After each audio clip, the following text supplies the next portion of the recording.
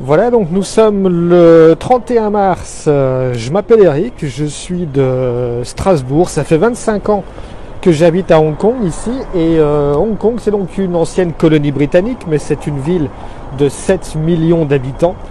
95% de Chinois, bien sûr. Et avec une densité de presque 7000 personnes au kilomètre carré. C'est-à-dire une densité 60 fois supérieure à celle de la France.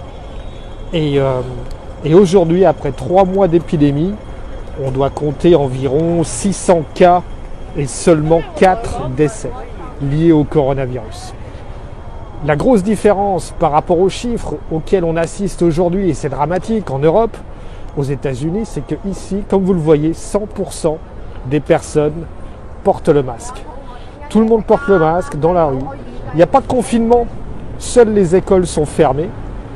Mais par contre, les magasins sont ouverts, les restaurants sont ouverts, le shopping, les centres commerciaux sont ouverts. Et comme on le voit, c'est une activité quasiment normale, sauf avec le fait que tout le monde porte le masque.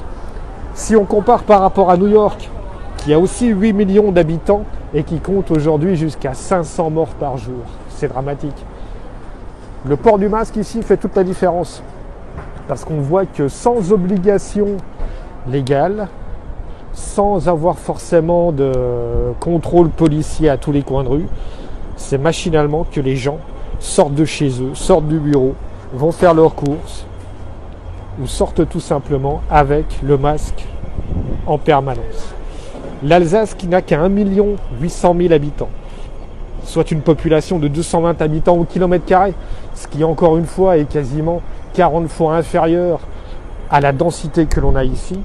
On compte aujourd'hui presque 500 morts à la fin du mois de mars.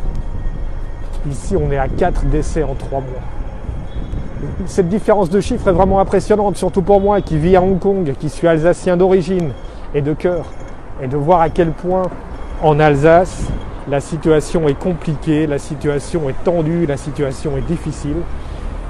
Alors qu'il semblerait que le simple fait de porter le masque puisse déjà vraiment être le premier geste barrière.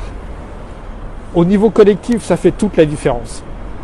Parce que si tout le monde porte le masque, on voit que du coup, les personnes qui sont contaminées ou qui sont porteurs du virus vont le porter forcément. Et ce sont ces gens-là qui vont limiter la progression du virus et la contamination.